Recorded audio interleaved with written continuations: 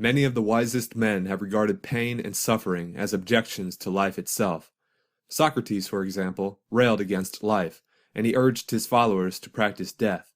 Many religious leaders promised to the faithful an eternal afterlife free from pain, rendering this earthly existence as an evil that must be endured. But Nietzsche is different.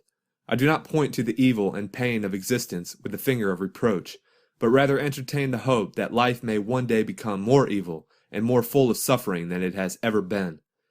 In this video, we will explain why Nietzsche valued suffering and why he desired more of it. Nietzsche claims that man is composed of two parts, a creative part and a part that is created, in other words, mind and body. According to him, the body is meant to suffer, and the mind is meant to fashion something beautiful out of the suffering of the body. In man, creature and creator are united. In man there is material, fragment, excess, clay, dirt, nonsense, chaos. But there is also the creator, the sculptor, the hardness of the hammer, the divinity of the spectator, and the seventh day. Do you understand this contrast? The body must be fashioned, bruised, forged, stretched, roasted, and refined. It is meant to suffer.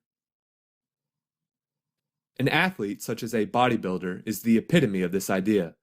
A bodybuilder subjects his body to the pain and suffering of training in order to create a physique that is aesthetically pleasing. The weightlifting adage, "no pain, no gain," is an echo of Nietzsche's ideas. Nietzsche sharply criticizes those people who wish to abolish suffering. According to him, suffering is the only thing that bestows value upon the world. Without pain and misery, life would be absurd and worthless. You want, if possible, and there is no more insane if possible, to abolish suffering. And we? It really seems that we would rather have it higher and worse than ever. Well-being, as you understand it, that is no goal, that seems to us an end, a state that soon makes man ridiculous and contemptible, that makes his destruction desirable. The discipline of suffering, of great suffering.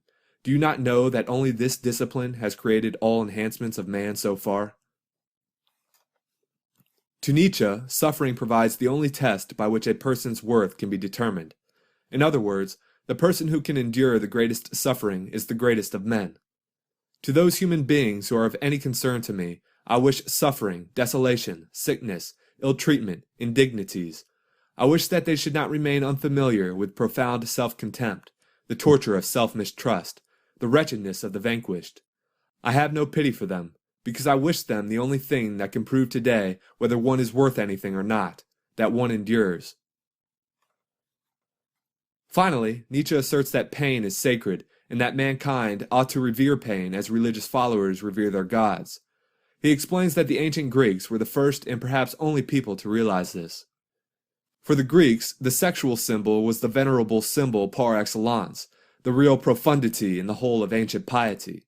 Every single element in the act of procreation, of pregnancy, and of birth aroused the highest and most solemn feelings.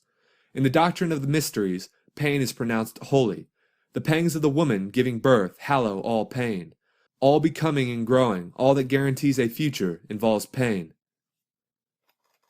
To conclude, many philosophers, theologians, and people in general regard suffering as something undesirable and as something to be abolished.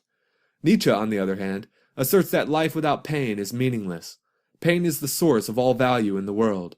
It is the test of one's true worth, and it is as sacred as the gods. I hope that you enjoyed watching this video. Please like, comment, and subscribe. Farewell.